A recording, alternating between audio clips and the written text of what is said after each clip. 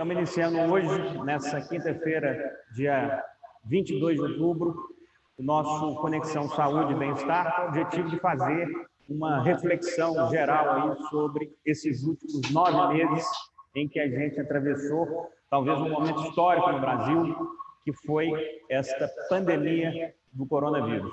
Acreditamos que agora a gente está chegando em um tempo um pouco melhor, com a pandemia controlada aí na maior parte das regiões do Brasil, mas com o sinal de alerta certamente ligado. A gente começa a ver aí uma série de repercussões pelo mundo afora, com alguns locais que já estavam abrindo, recuando e tornando a restrição social um caminho para conter essa bendita dessa coronavírus. Então, basicamente, eu acho que é esse o cenário que a gente tem. Nós tivemos alguns eventos aqui contando com a presença do secretário Carlos e do secretário Jackson nos últimos meses. É a primeira vez que a gente conta com a presença do deputado Carlos Pimenta. Eu queria abrir, então, essa nossa conversa, essa nossa exposição sobre o que está se passando por cada parte aí de Minas Gerais e do Brasil. Eu queria começar com o secretário de Minas Gerais, Carlos Eduardo, fazendo uma apresentação inicial de qual é o cenário que a gente tem em Minas Gerais. A gente sabe que nesses primeiros meses a gente teve um privilégio muito grande de não ter uma ascensão muito grande do vírus na população mineira de maneira geral. Tivemos que tomar medidas muito duras, questionadas pela população e por muitos. Eu queria que você, então, Carlos, falasse um pouco sobre esse momento. Nós estamos chegando aí prestes a iniciar um novo ano, fechando outubro, começando novembro de 2021 aí. Qual que é a sua visão e o seu entendimento desses primeiros 9 meses em 2020? Obrigado pela presença aqui. Boa tarde a todos, Gustavo. Queria agradecer a oportunidade de participar do Conexão Empresarial. Boa tarde, deputado Carlos Pimenta. Boa tarde, Jackson, PCO e todos que nos assistem. Eu vou compartilhar uma tela aqui com o objetivo de tentar ser o mais sucinto, mas o mais esclarecedor possível em relação à epidemia e ao que nós estamos efetivamente vivenciando neste momento atual. Vocês enxergam a tela que Sim. eu estou projetando? Sim? Sim. Então, ótimo.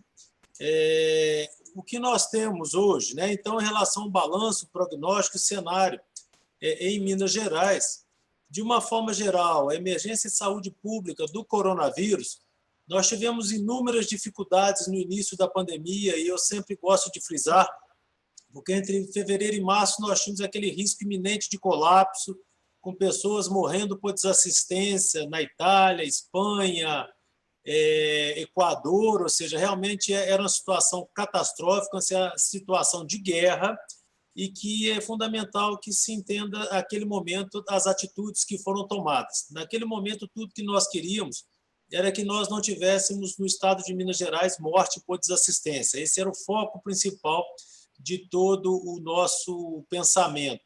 Então, nós entendíamos que nós precisávamos de equipamentos de proteção individual, que estava difícil de adquirir naquele momento. Respiradores, eles eram insuficientes, nós precisávamos comprar, ampliar os leitos hospitalares, termos testes diagnósticos, pelo menos minimamente, de forma que não parasse o tratamento das pessoas, qualificar e ampliar recursos humanos. Isso, para nós, sempre foi o mais difícil, porque demora tempo para se qualificar um recurso humano, e, do ponto de vista de Estado também, com foco em transporte sanitário e regulação. Minas Gerais é do tamanho de vários países, e nós entendíamos que nós precisávamos também ter esse transporte sanitário. Várias foram as ações, desde o Plano Estadual de Contingência, que foi o primeiro plano nacional, dia 12 de fevereiro, nós já tínhamos um edital de seleção dos consórcios intermunicipais para poder ter ações mais ágeis com os consórcios, até repasses financeiros para o PROOSP, para a UPA, com o objetivo de que essas estruturas pudessem comprar equipamentos de proteção individual, medicamentos e se preparar, e também uma aquisição interna na Secretaria de R$ 30 milhões em equipamentos de proteção individual. Dentro dessa reorganização do eixo assistencial, nós buscamos, então, mapear os leitos que tínhamos no estado, 2.072 leitos em fevereiro de terapia intensiva. Hoje, em Minas, nós temos mais de 4.000 leitos, credenciamos leitos pelo estado, ou seja, normalmente quem paga a terapia intensiva é a União, mas ficou sabendo que poderia ter dificuldade. Nós abrimos um processo de credenciamento, descentralizamos os planos de contingência, tivemos a suspensão de cirurgias eletivas. Isso para nós era muito importante, diante de um cenário de desabastecimento pleno. Suspender as cirurgias eletivas para nós significava preservar medicamentos, preservar equipamentos de proteção individual, além de dimensionar leitos de CTI, mais 1.500 kits, ou seja, respiradores, monitores, e também a compra de kits de exame. Nós, em Minas Gerais, compramos 140 mil kits de exame para servir como um estoque caso o Ministério não conseguisse nos enviar. E o cenário atual, sendo bem breve, hoje nós temos o boletim epidemiológico contínuo, né? Nós fizemos muitas entrevistas coletivas diárias que agora se encerraram, mas ainda mantemos os boletins epidemiológicos diários. Esses boletins eles são bem completos, eles são acessáveis no site da SES, eles trazem um resumo de como está a epidemia no estado. Minas Gerais hoje tem a menor mortalidade por Covid do Brasil. Isso significa que, razoavelmente, nós conseguimos ter um controle e também não tem notícia de forma importante de morte por desassistência, né? Ou seja, não houve um volume significativo que a gente pudesse achar que aconteceu isso no estado de Minas Gerais. Hoje, nós temos o número de casos com uma tendência de queda bem nítida, o número de óbitos no estado com uma tendência também de queda bem nítida.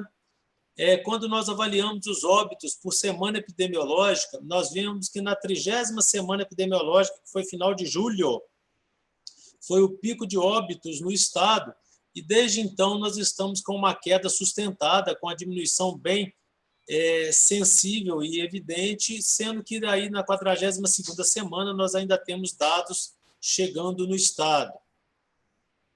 O RT, que é a taxa de transmissão, ela no finalzinho aqui está bem visível que começou a cair de uma forma mais sustentada. Isso para nós é muito importante, que começa a sinalizar uma aceleração na regressão da epidemia no estado como um todo. Nós temos, então, uma avaliação que nós acompanhamos os municípios. Hoje, nós estamos já com vários municípios com risco baixo, muito baixo, alguns municípios ainda com risco alto, mas nitidamente nós estamos com a tendência global de redução se comparado com os momentos anteriores.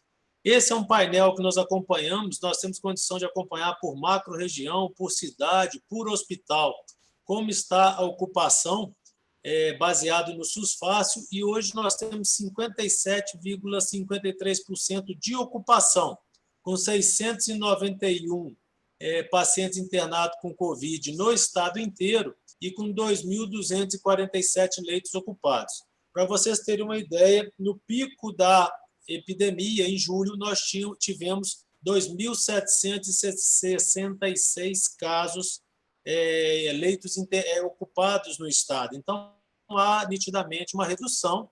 Quando nós acompanhamos, isso chama muita atenção e é o nosso dever de casa que nós estamos fazendo agora.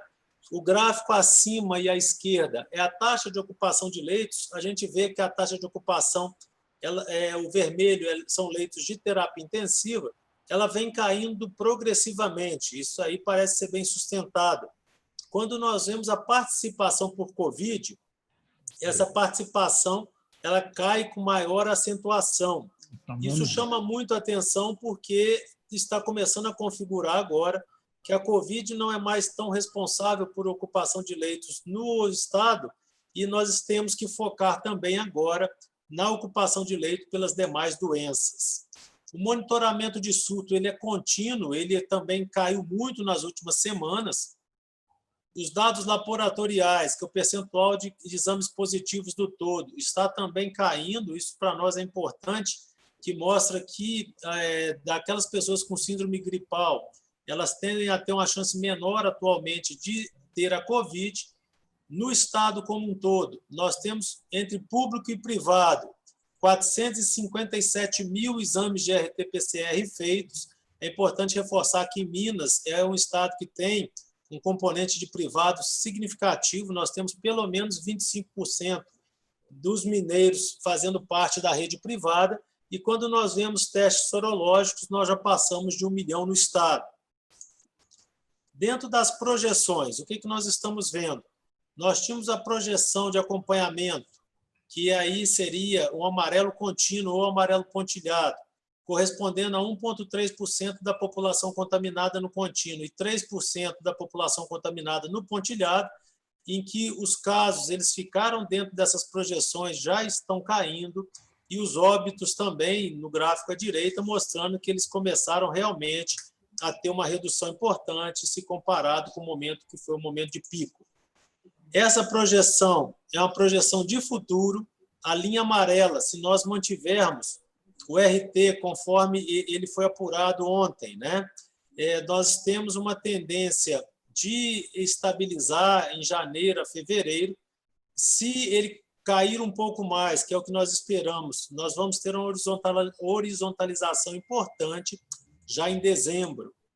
E esse gráfico para nós é fundamental, ou seja, a ocupação de leitos ela vem caindo e, se tudo continuar como está, ela efetivamente vai cair muito. A tendência, se mantiver como fosse hoje, seria o pontilhado amarelo. Em relação à vacina, o que nós estamos vendo? O Ministério da Saúde, que é o responsável pela distribuição de vacinas para o Programa Nacional de Imunização, ele tem hoje já um acordo com a COVAX Facility, que são 9 vacinas que estão em desenvolvimento. Isso é um programa mundial em que nós temos a condição, enquanto União, de receber até 20% da população de vacinas, receber vacinas para até 20% da população brasileira. Então, isso é importante porque são 9 vacinas que estão em desenvolvimento, aumenta muito a chance de alguma delas ser a vacina que efetivamente vai chegar, né? Em relação à vacina de Oxford, o Ministério fez uma encomenda tecnológica em que vai permitir que nós recebamos 100 milhões de vacinas diretamente e que a Fiocruz produza mais 100 milhões de vacina ao longo de 2021, ou seja, tudo leva a crer que, se confirmar que é uma vacina útil, que produz imunidade adequada e que pode ser usada em campanha de vacinação, nós tenhamos um número grande de vacinas. Em Minas Gerais, nós temos dois projetos em andamento, um com o Instituto Migal de Israel, que é para fazer fases 2 e 3 de vacinas orais para o coronavírus, e com a COVAX, que aqui são com 2x, é diferente do que eu apresentei anteriormente, que é uma vacina com desenvolvimento tecnológico muito grande, ela é americana, e que também nós participaremos da fase 2 e fase 3, está encaminhando nesse sentido. Projetos e programas durante a epidemia. Nós aproveitamos a epidemia para desenvolver alguns projetos. Um deles foi o Minas Consciente, foi uma forma de acompanhamento da situação epidemiológica no Estado, sinalizando qual que para nós seria o estado atual da epidemia, com a visão de uma retomada segura, né? Ele é um programa que tem 3 ondas e, além disso, nos mostra com muita clareza como que está a situação, tanto nas macro-regiões quanto nas micros. Hoje nós temos um programa que é o Saúde Digital MG, de telemedicina. Os médicos e enfermeiros da FEMIG que estão afastados por serem grupo de risco atendem pacientes por telemedicina, ou seja, faz parte de um aprendizado enquanto Estado do uso da telemedicina, que parece que será o futuro, pelo menos em parte, da medicina, né? Fizemos um programa de entrega de medicamentos em casa, com mais de 23 mil entregas. O objetivo nosso era tentar reduzir as filas e reduzir o risco daquelas pessoas de alto risco respiratório, caso elas comparecessem nas farmácias do Estado, né? E, além disso, nós estamos também com um projeto de contact tracing, que é rastreamento de contatos, para tentar, estimulando a periferia, né, os postos, as unidades básicas, de forma que, se tiver uma suspeita diagnóstica, esses contatos eles podem ser rastreados e acompanhado dentro do nosso sistema. Isso tudo está vinculado à nossa atenção primária, à nossa subsecretaria de política assistencial no Estado. Dentro disso, gente, o que eu tinha para trazer era mais isso, lembrando que nós sempre focamos muito em ter um ponto, né, de informações na Secretaria Estadual para efetivamente tentar alinhar as informações do que nós temos na Secretaria à sociedade. Então, era isso, eu gostaria de agradecer a oportunidade de apresentar. Meu Deus, doutor Carlos, eu que agradeço pela maravilhosa colocação que você fez aí, independente se é problema ou não que nós estamos vivenciando, mas realmente o senhor está afiado nos números, nas expectativas, no que foi feito. Eu estou entendendo que desse belo limão, vocês fizeram algumas limonadas aí, algumas transformações nesses serviços aí, como é o caso desse medicamento em casa. Esses números que você mostrou realmente são muito diferenciados. Obrigado pela colocação. Acho que deu para ter uma visão muito clara sobre como que o nosso Estado está reagindo e está nesse momento de pandemia. Obrigado pela colocação e daqui a pouco a gente volta aí. Para poder dar sequência a esse entendimento macro do que está se passando, eu vou pedir agora ao secretário do município de Belo Horizonte, da capital mineira, para falar um pouco, a partir dessa própria colocação que o secretário Carlos Eduardo fez, eu queria, meu caro Jackson, que você, a partir da sua função, que é gestor da saúde em Belo Horizonte, falasse o que foi feito diferente e o que foi feito complementar nesse período que o governo do Estado fez e Belo Horizonte fez além ou deixou de fazer, por exemplo. Como é que foram esses 9 meses? Como é que Belo Horizonte está visualizando esses próximos tempos de 2020 e a abertura de 2021? Bom, boa tarde a todos. Boa tarde, Gustavo, secretário Carlos, deputado Carlos Pimenta, PCO, e a todos que nos assistem. Eu queria agradecer a oportunidade de mostrar o que a gente fez. Mais importante nesse momento, a gente dizer que, embora os números, tanto do Estado quanto do município, sejam muito bons, a pandemia não acabou. Isso a gente tem que ter sempre em mente, porque muitas pessoas tendem a achar que com a queda da ocupação de leitos, tanto de UTI quanto de enfermaria, com a queda do RT, a doença foi embora. E não foi. Sabemos que é uma infecção muito grave, a mortalidade é alta, a mortalidade é próxima de 20%, independente de onde que a pessoa se internou, se foi enfermaria ou se foi UTI, né, entre internados. Então, a gente tem que manter no radar que os cuidados de distanciamento social, uso de máscaras, a higienização das mãos, até que a vacina esteja amplamente disponível, a gente precisa de manter esses cuidados. Eu vou compartilhar também uma tela. Só um minutinho, por favor.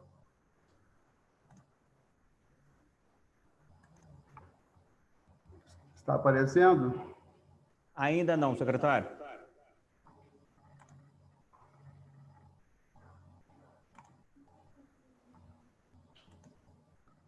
E agora? Agora sim. E bem claro. Muito bem.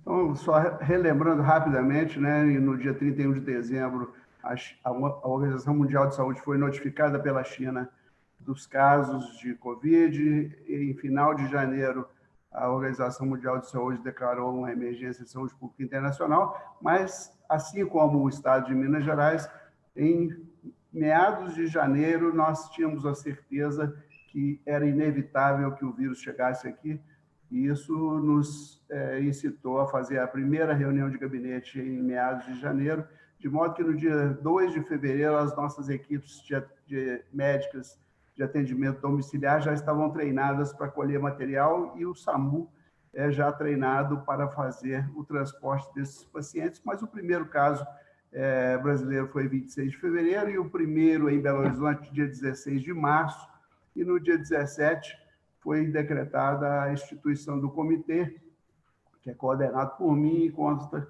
com os 3 infectologistas, o Naí Tupinambás, da UFMG, Carlos Starling, da Sociedade Mineira e Brasileira de Infectologia, e Estevão Urbano, que é o presidente da Sociedade Mineira. E ainda no dia 18 foi decretado o fechamento do comércio, lembrando que das atividades comerciais da cidade, 64% continuaram em funcionamento, né? O primeiro óbito aconteceu em 30 de março, e a gente, nessa época, já estava preocupado com a questão do retorno às atividades normais, e em 27 de abril, o decreto institui um grupo de trabalho intersetorial, que é coordenado por mim, e que é composto pelo secretário municipal de Planejamento, André Reis, secretário municipal a secretária municipal de Políticas Urbanas, Maria Cláudia, o secretário de Desenvolvimento, Cláudio Beato. E em junho foi decretada a abertura do comércio e tivemos que retroceder um pouco no dia 29 de junho, após a segunda fase, e em 29 de agosto houve prosseguimento da abertura, que foi ainda maior a partir do dia 4 de setembro. Então, é só para a gente mostrar que, embora ainda haja alguns poucos setores sem funcionar em Belo Horizonte, houve uma retomada, e nós tivemos a preocupação de que essa retomada das atividades fosse feita de modo muito gradual, de modo a não haver impacto nos serviços assistenciais da cidade. Foi criado esse boletim epidemiológico, que é uma função básica de qualquer secretaria de saúde, as internações, os óbitos, a distribuição de casos por regiões, no caso do georreferenciamento, os resultados dos testes, o acompanhamento dos leitos, as ações de vigilância, as ações intersetoriais referentes às populações vulneráveis foram acompanhadas, e criamos esses 3 indicadores que norteiam norteiam todas as nossas ações de flexibilização e são acompanhados diariamente. E aqui os dados do dia 21 de outubro, né, ontem, 0,92 do RT, 34% de ocupação de leitos de UTI, 28,4% de ocupação de leite de enfermaria. Esses indicadores nos levam a pensar que breve, a pandemia deixará de ser pandemia e passará a se tornar uma endemia na nossa cidade, onde já aconteceram 1.426 óbitos, infelizmente, mas, em vista dos 46.707 casos confirmados, eu tenho que comemorar que desses 46 mil, se a gente fosse seguir a taxa de mortalidade hoje presente, a gente provavelmente poupou 3.000 óbitos em Belo Horizonte, o que é motivo de muita alegria para nós. E também dizer que desses 1.426 óbitos que aconteceram, a exemplo da preocupação que o Dr. Carlos mostrou, como médicos que somos, nós não queremos que haja morte sem assistência, nós sabemos que a morte é inevitável, que a função da medicina é lutar contra a natureza, mas é inadmissível para nós médicos que aconteçam mortes sem assistência médica. Então, há uma incidência de 1,86%, a nossa taxa de mortalidade é 0,05%, entre as capitais brasileiras com mais de 1 milhão de habitantes é a menor taxa de mortalidade, e a nossa letalidade é de 3,04%, o que significa dizer que, dentre as pessoas infectadas, 3,04% morrem, mas nós sabemos que esse valor é muito mais alto em outras localidades, e esse indicador nos mostra a robustez no serviço da atenção básica de saúde em Belo Horizonte e nos mostra a robustez da nossa rede de atenção à saúde. E lembrando também que 97,6% dos óbitos que aconteceram tinham pelo menos um fator de risco e ou comorbidade associados. Em Belo Horizonte, até hoje, foram feitos 429.835 testes, né, com uma taxa de positividade de 20,4%. Né? Isso nos leva àquele número de em torno de 110 mil testes por 1 milhão de habitantes, é muito acima da expectativa que tínhamos em março.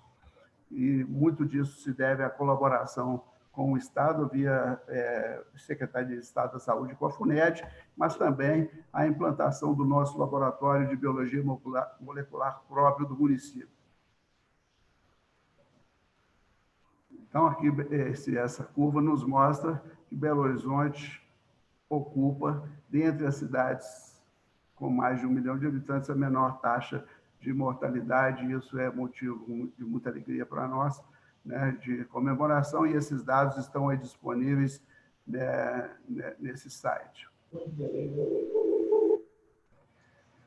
Da mesma forma, como foi mostrado para o Estado, a nossa curva tem caído de acordo com a evolução das semanas epidemiológicas, né? E o acumulado no período também tem caído de maneira sistemática. Então, temos muitos motivos para ficar otimistas em relação ao futuro, embora não seja nesse momento possível relaxar muito, porque tememos também por uma segunda onda, e tudo o que não queremos é que tenhamos que fechar a cidade de novo nas proximidades do Natal. É muito importante dizermos que todas as nossas 9 UPAs têm todos os seus leitos ocupados com ventiladores mecânicos. Nós sabíamos, nós tínhamos uma preocupação muito grande em março com o número de respiradores, como o Dr. Carlos colocou, mas esse achatamento da curva e essa queda nos permitiram aprender, enquanto médicos, que hoje nós sabemos muito mais sobre a doença e dependemos muito menos de respiradores do que dependíamos em março. O momento de intubar hoje é outro, a necessidade de intubação hoje é menor, já que temos algumas outras armas que utilizamos para que os nossos pacientes sejam devidamente atendidos. Então, esse achatamento da curva, que esse distanciamento social que a população de Belo Horizonte aderiu com tanta garra, com tanta determinação, contribuiu para que os nossos números fossem tão bons e permitiu que aprendêssemos a tratar melhor a doença.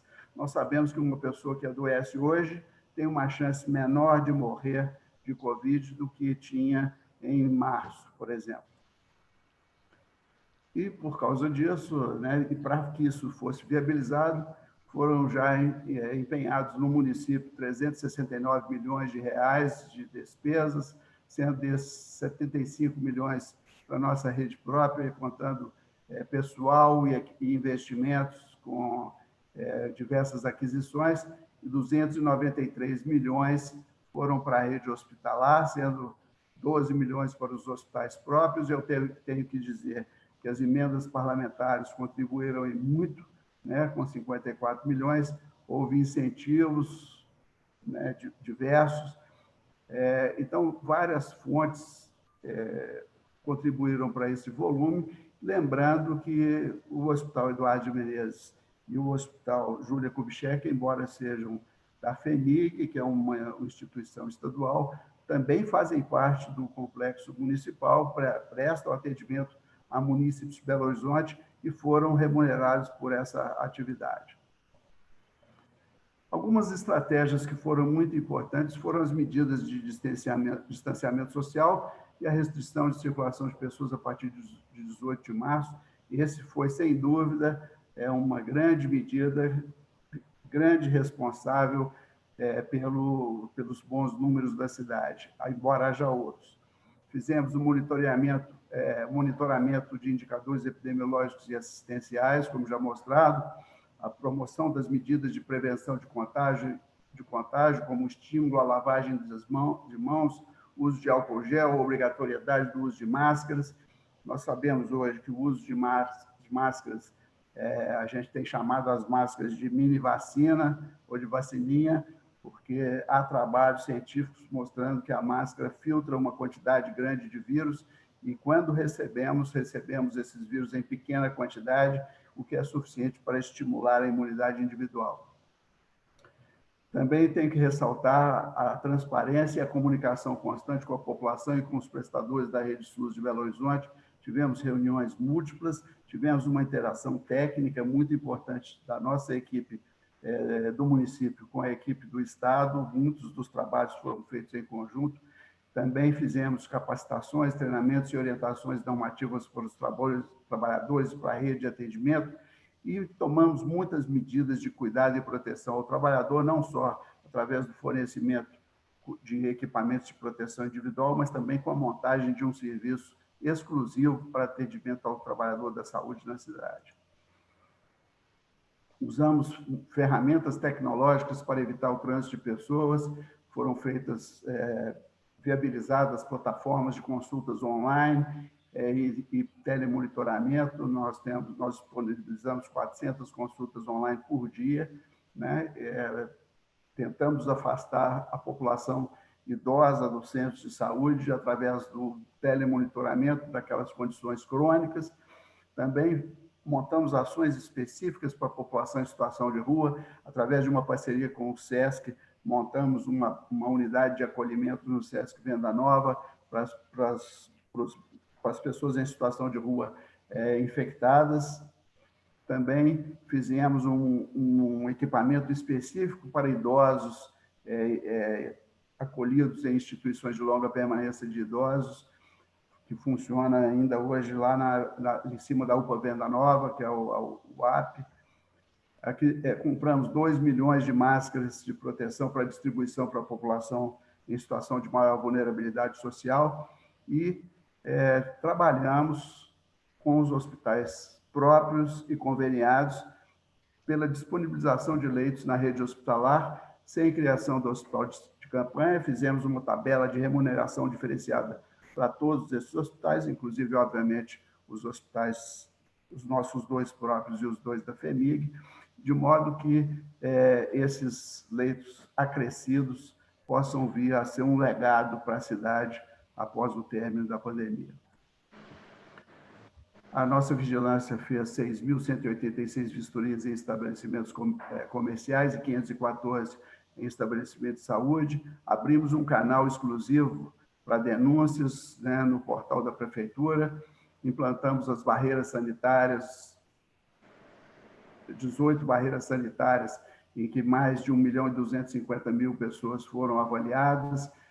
Implantamos abordagem sanitária nas estações de ônibus, com quase 1 milhão de pessoas avaliadas. Tudo isso no sentido de identificar pessoas possivelmente contaminadas que pudessem espalhar o vírus na cidade. Importante dizer que nas barreiras sanitárias, os carros que eram oriundos do interior tinham a sua placa anotada e muitas vezes o celular, quando disponibilizado para o nosso agente do condutor, era anotado, de modo que um paciente do interior que se suspeitasse estar infectado, a comunicação desse caso era feita ao secretário municipal de saúde do município de origem. Compramos insumos numerosos, não vou ficar detalhando cada um, de modo que toda a nossa rede tenha acesso a esses insumos, o nosso profissional está devidamente protegido. Além disso, foram feitas 1.858 contratações, não só para recomposição de equipes, mas contratamos também 545 funcionários para incrementos relacionados aos novos serviços e ampliação da oferta, né? Então, foram muitas contratações no sentido de que não ficássemos sem atendimento.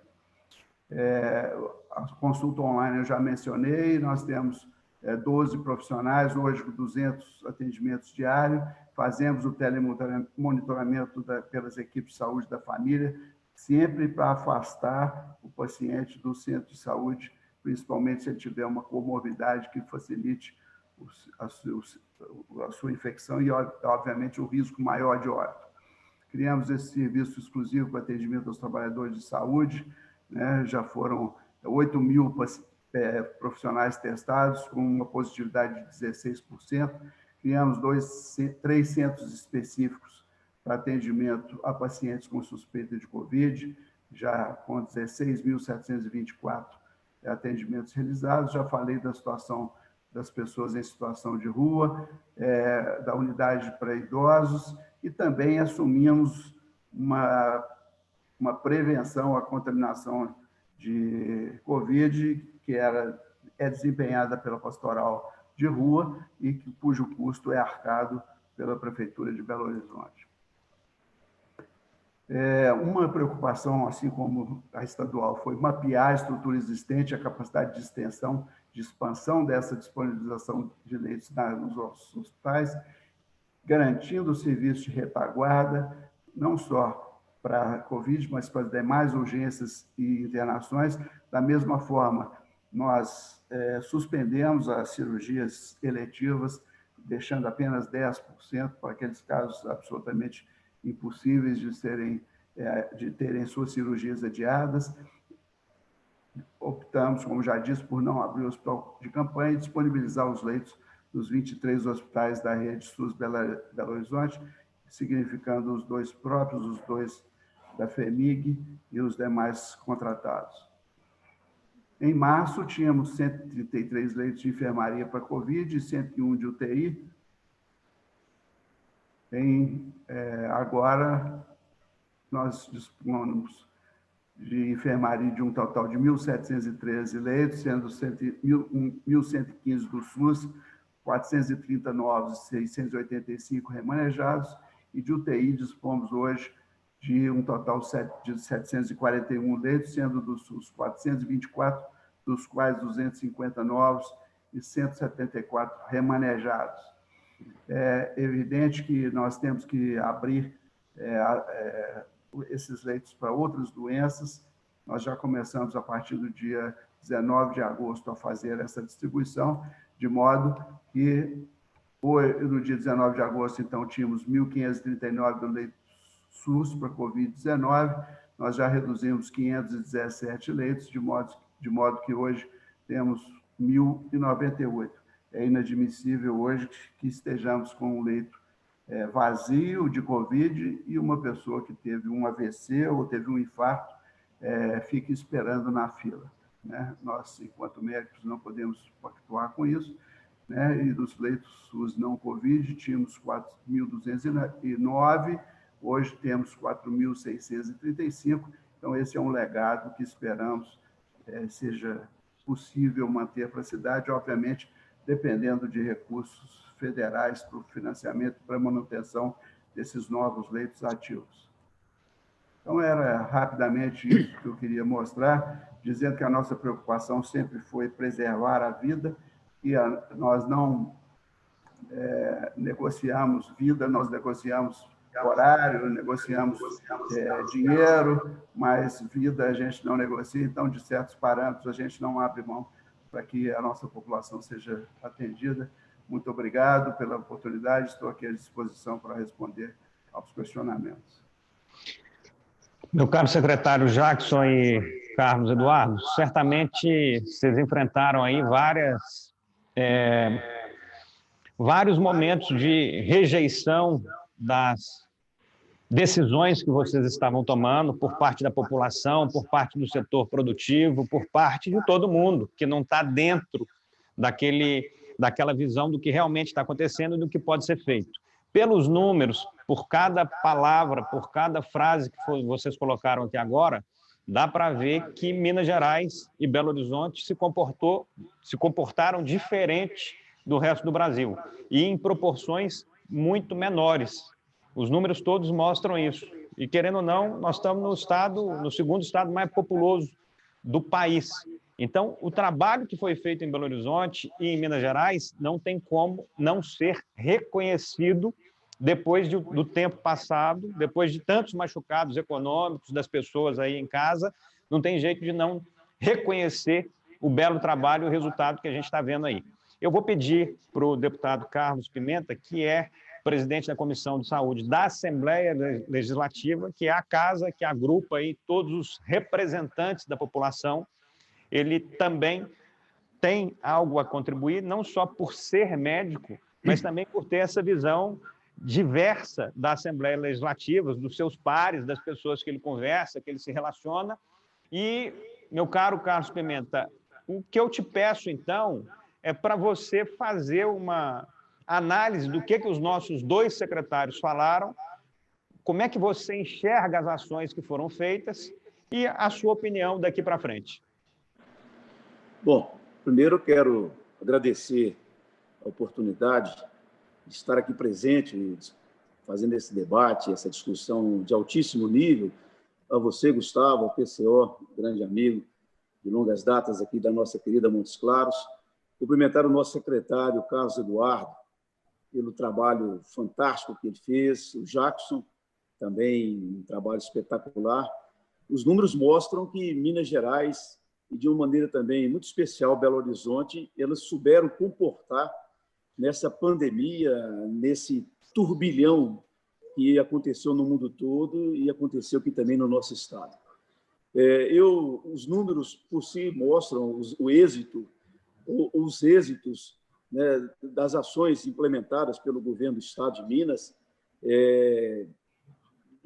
Eu digo sempre que foi como se tivesse que trocar o pneu de um carro andando, porque a gente não sabia nada de Covid. Achávamos que a Covid era uma doença inflamatória do pulmão, causava uma pneumonia, e à medida que fomos conhecendo mais a Covid, nós fomos entendendo, né, o acometimento sistêmico dessa doença.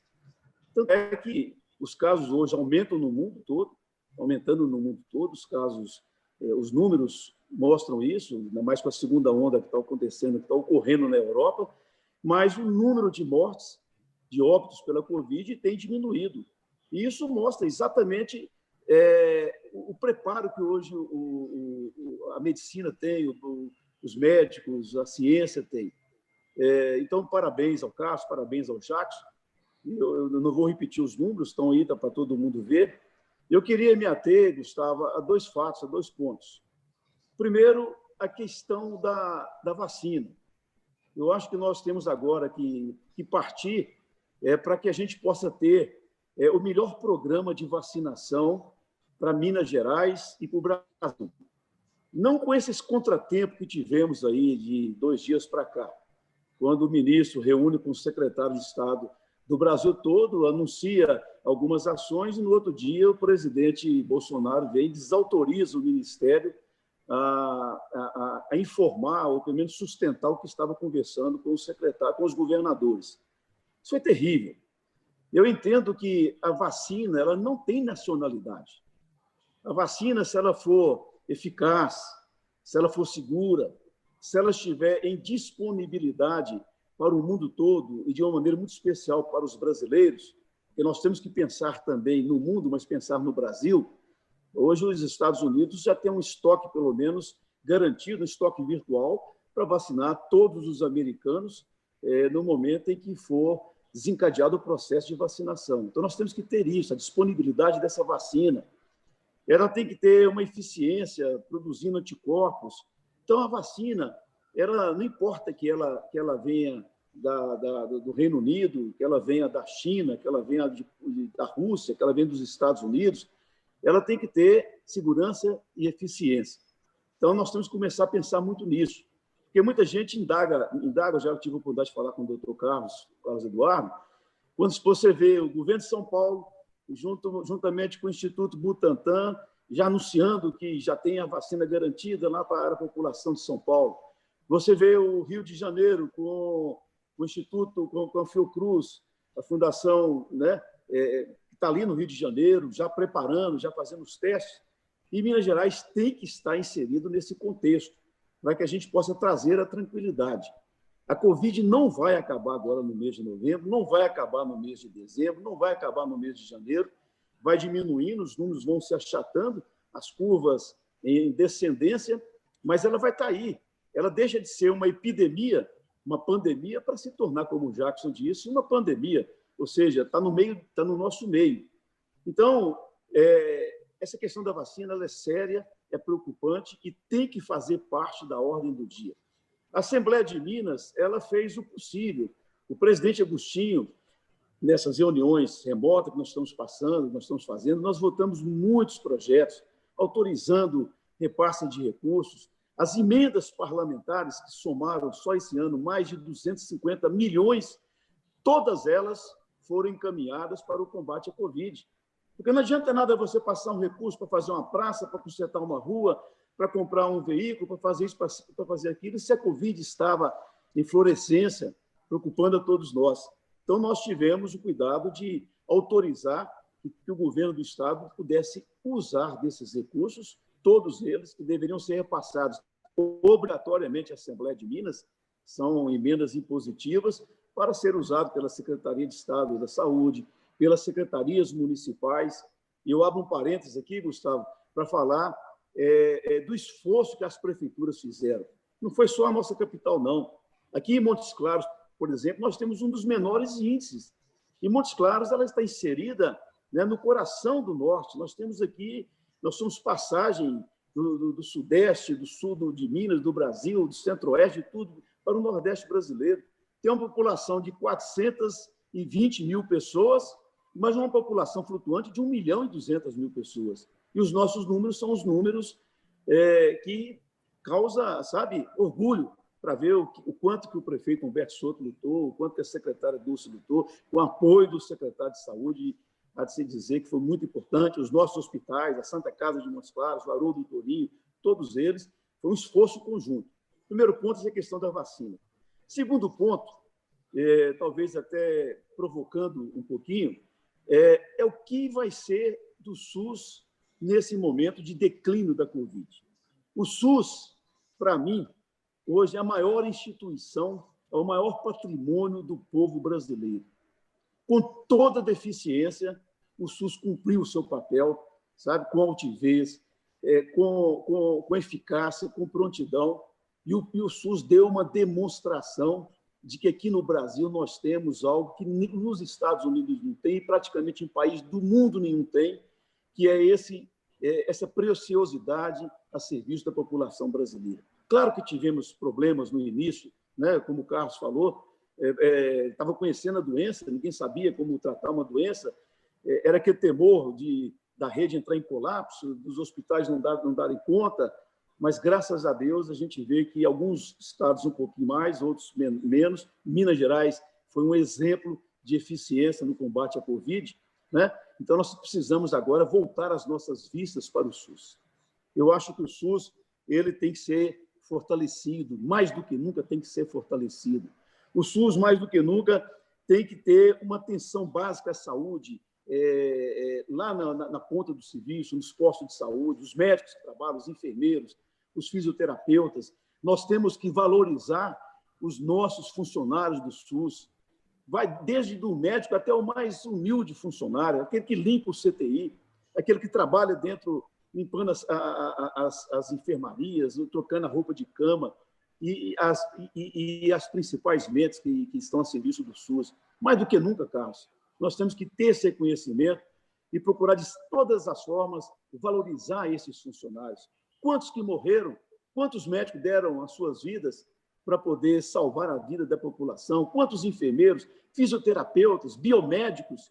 A categoria de biomédico foi essencial, operando os equipamentos, os respiradores, fazendo protocolos para os hospitais. Então, mais do que nunca, se eu puder, eu vou dedicar todo o meu esforço para que a gente possa ter uma valorização desses profissionais aqui em Minas Gerais, né, de maneira muito especial.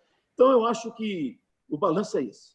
Nós queremos agradecer mesmo ao secretário de Saúde de Minas Gerais, o Carlos Eduardo, ao Jackson, nosso secretário de Saúde de Belo Horizonte, a nossa capital, pelo esforço que vocês fizeram. E quero, por último, também fazer um apelo para que a população também faça a sua parte agora. Não é hora da população afrouxar, não é hora da população achar que as curvas estão em descendência, que está tudo certo, que já pode fazer isso, pode fazer aquilo. Não pode. Se nós não tivermos esses cuidados de higiene, de usar máscara, usar o álcool gel, do distanciamento social, a grande imprensa, a imprensa especializada, viu, PCO? E você é mestre nisso, é um professor nisso, tem que cumprir o seu papel agora, independentemente de questões políticas. Vamos deixar esse tempo para lá, nós temos que focar na nossa população para que a gente possa cumprir o nosso papel de sensibilizar a população. Se nós conseguirmos que a população ajude, a bola agora está na marca do pênalti, o povo bateu o pênalti sem goleiro. E se jogar essa bola para fora, vai vir uma segunda onda, vai vir os lockdowns novamente, aquele sofrimento, a segregação familiar dos idosos é outro problema sério, Carlos, que eu queria chamar a atenção. Os nossos idosos eles estão há 7, 8 meses sem sair de casa, sem ver um filho, sem abraçar um amigo. É preciso de uma atenção psicológica a esses idosos. Eu estou até sugerindo, através de um projeto, que as equipes de saúde da família possam contratar os psicólogos para que eles vão ali dar assistência às famílias, aos idosos. Então, agora é a hora de nós já cumprimos, vamos dizer assim, a parte emergencial. Agora é a hora de nós cumprirmos o nosso papel social, valorizando o nosso SUS, os nossos profissionais e dando uma assistência mesmo à nossa população. Repito e termino, a vacina não tem nacionalidade e ela é obrigatória, sim, para todos os brasileiros poder vacinar e ficarmos livres dessa praga que nos tirou do sério e matou tanta gente nesses últimos 7 meses. Muito obrigado. Olha, a gente poderia ter outras 3 pessoas aqui, mas a gente nunca teria um acerto tão grande em 3 exposições tão bem feitas, e eu vou colocar o porquê. Agradeço aí ao deputado Carlos Pimenta por colocar esses 2 temas aí para a gente caminhar para o nosso próximo bloco. Nós vamos ter a oportunidade no próximo bloco de escutar o Eduardo Amaro, que é presidente da Associação de Hospitais Privados do Brasil. Eu queria, então, para que a gente encerrasse esse bloco, escutar o secretário Jackson e o secretário Carlos Eduardo nos 2 temas que o Carlos Pimenta tocou. E aí eu gostaria de saber a opinião de cada um e a percepção de cada um. A opinião de cada um no que diz respeito à vacina, ou seja, a gente teve um barulho aí muito grande nessas últimas horas por conta da declaração do ministro da Saúde defendendo o uso da vacina do Instituto Butantan, que não é um instituto de um governo ou de outro, é um instituto do Brasil. Eu conheço esse Instituto Butantan desde que eu comecei a estudar, todo mundo sabe que esse Instituto Butantan é do país. Então, eu queria, doutor, já que eu comecei pelo Carlos Eduardo, queria começar pelo doutor Jackson, escutando ele, a opinião sobre a vacina, a obrigatoriedade, a origem, a procedência dela, dentro do que a gente está falando, obviamente, e no que diz respeito ao SUS. E aí a sua visão do SUS atualmente e como é que você enxerga ele, conforme o deputado Carlos falou, a partir desse processo de pandemia que a gente atravessou. Bom, obrigado pela oportunidade de abordar esses 2 temas que são muito importantes. Eu confesso que vacina não é uma coisa que possa ser desenvolvida a toque de caixa e que seja do meu conhecimento, todas as vacinas em estudo hoje não são neutralizantes. O que vale dizer? Que a pessoa não adquire a doença, não tem a doença, mas é capaz de transmitir o vírus para outras pessoas. Então, essas vacinas não são a solução definitiva. O tempo vai ser necessário para que uma vacina neutralizante seja desenvolvida. E eu, do ponto de vista médico, acredito ainda que a resposta celular é muito importante também, não só a resposta por anticorpos, mas a resposta celular também é muito importante. Então, eu acredito que ainda veremos um teste de imunidade celular, um teste intradérmico, como é o PPD, por exemplo, né, para o COVID. Acredito que isso ainda deve sair. Eu acho também que a vacina deve ser obrigatória para todas as pessoas, devemos começar pelos grupos de maior risco, mas todas as pessoas, sim, sem dúvida, merecem serem vacinadas, desde que essa vacina, qualquer que seja ela, demonstre ser eficaz e segura. Não há dúvida alguma disso. Em relação ao SUS, eu tenho a mesma preocupação, compartilho a preocupação do nosso colega e deputado Carlos Pimenta.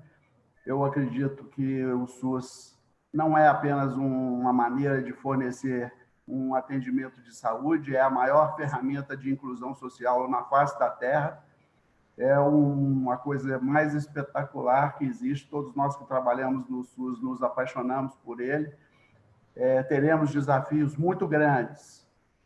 Nós não sabemos se os recursos COVID, extras, né, COVID, que vieram do Ministério Federal poderão ser utilizados ainda para outras coisas. Nós sabemos que esse projeto de lei já foi aprovado no Senado, está na Câmara, né? Esperamos que ele seja aprovado sem diminuição do teto MAC, né? Sem que ele seja deduzido do teto MAC de cada município. Nós temos, sim, problemas de financiamento. Esse tempo em que as cirurgias eletivas ficaram temporariamente reduzidas, ou em alguns casos até suspensas, vai impactar na fila por cirurgias eletivas, eu não tenho dúvida alguma disso. Eu tenho preocupação, sim, em relação aos transtornos psiquiátricos que foram decorrentes do distanciamento social. Vamos ter que capacitar as nossas equipes e aumentar o número de psiquiatras e psicólogos das nossas equipes para fazer frente a esse desafio. E acredito que vamos ter uma luta muito grande para conseguir manter, e eu abordei rapidamente isso, quando eu disse que os leitos novos que foram criados ficariam como legado para a cidade, desde que conseguíssemos os recursos suficientes para mantê-los financiados, né? Então, esse é um desafio muito grande. O próximo ano vai nos trazer desafios ainda maiores, principalmente sabedores de que a pandemia realmente não acabou e que essas medidas que o deputado abordou muito bem devem continuar a ser tomadas.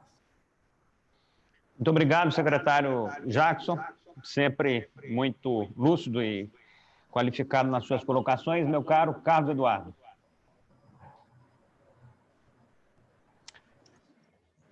Tem que se ligar seu áudio. Ok.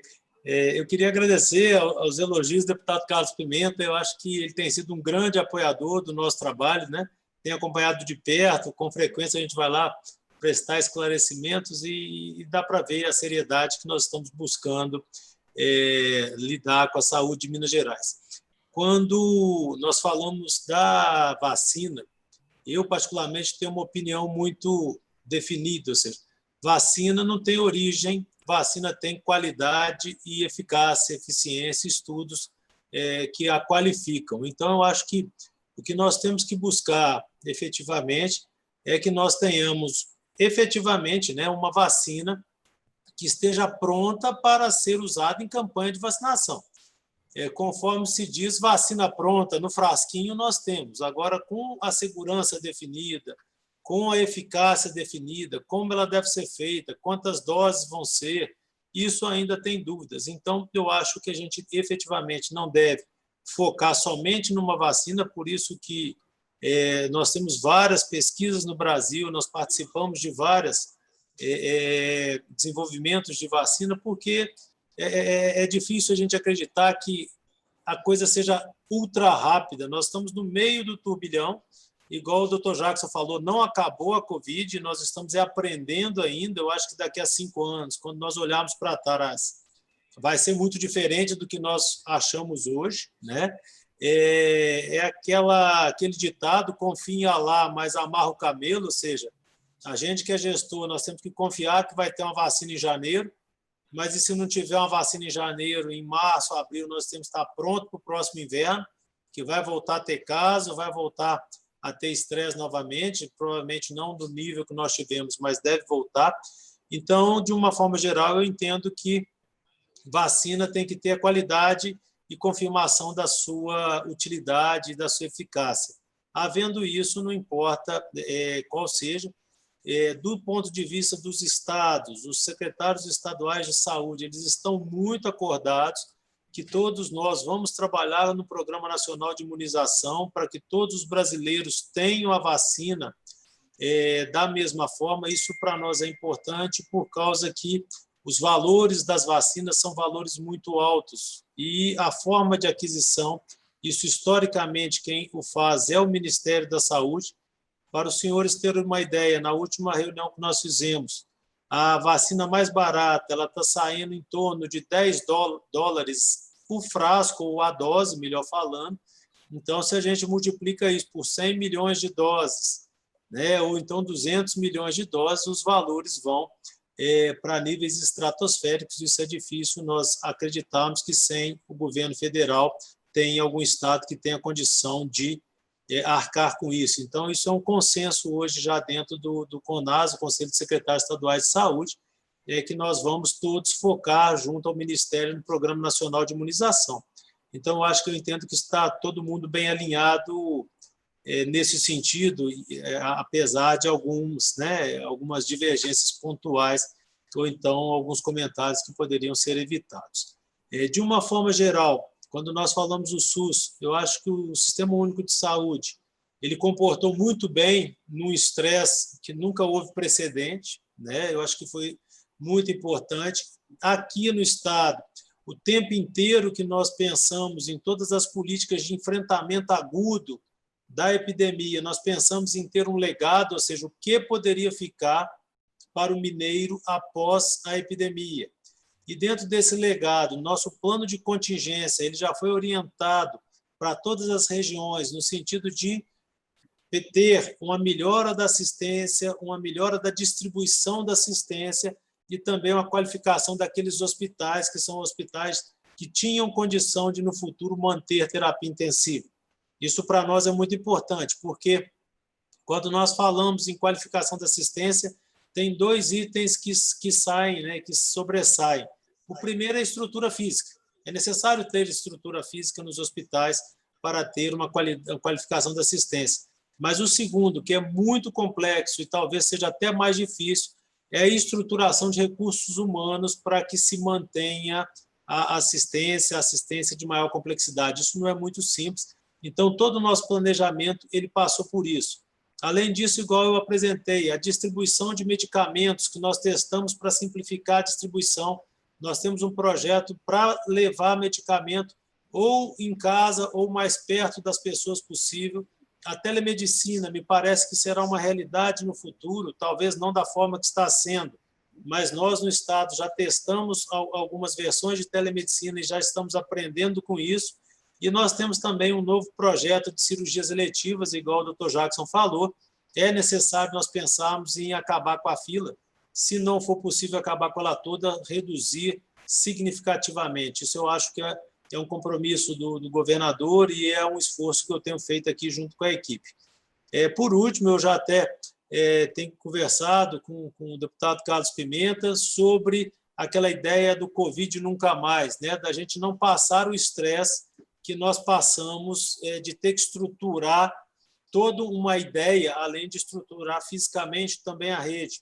Então, nesse sentido, nós estamos buscando criar um centro de controle de doenças em Minas Gerais, com essa visão de ter uma vigilância muito forte. Eu costumo falar que, igual nós temos o Exército, que é necessário que o país tenha, e que, se tudo der certo, eles não vão ter muita utilidade, né? No sentido de ir para a guerra ou algo parecido, nós precisamos ter a vigilância também muito forte e rezando para eles não terem, entre aspas, muita utilidade. E aí, nesse sentido, esse Centro Mineiro que nós estamos desenvolvendo, que nós ainda estamos estudando, conversando com o deputado Carlos Pimenta para poder ter um alinhamento muito grande com a Assembleia, o nosso objetivo é que esse Centro Mineiro seja a tropa de elite da vigilância em saúde. Ou seja, a gente vai ter uma tropa de elite, uma tropa pronta para intervir em qualquer epidemia, em qualquer situação de estresse, quer seja um rompimento de uma barragem, quer seja uma inundação, quer seja também uma nova epidemia. Então, eu acho que é esse o futuro do SUS que a gente vislumbra para Minas Gerais, e eu acho que já dá para ser bastante trabalho no ano que vem, se a gente conseguir cumprir um pouco disso que nós estamos ambicionando. Obrigado. Que espetáculo. Querendo ou não, o que a gente escuta nessas 3 falas aqui é que Minas Gerais e Belo Horizonte estão num momento, por conta de tudo que foi feito, diferenciado em relação à pandemia. Nós temos realmente uma proteção maior do que a maior parte dos estados brasileiros, e isso graças a esses trabalhos, essas intervenções, ações que foram feitas. Queria agradecer novamente ao secretário Jackson Machado pela presença aqui conosco, agradecer de maneira muito especial, pela primeira vez aqui conosco, o deputado Carlos Pimenta, de origem norte-mineira e um craque aí da Assembleia, no seu 7º mandato consecutivo, e junto também ao Dr. Carlos Eduardo, que está fazendo esse trabalho indiscutivelmente de alta qualidade para a saúde de Minas Gerais. Nós vamos dar sequência aqui, como eu disse, vamos ter a oportunidade de escutar o Eduardo Amaro agora, presidente da Associação Nacional de Hospitais Privados, vai nos dar uma visão de como que foi esse período de pandemia nos equipamentos privados pelo Brasil afora.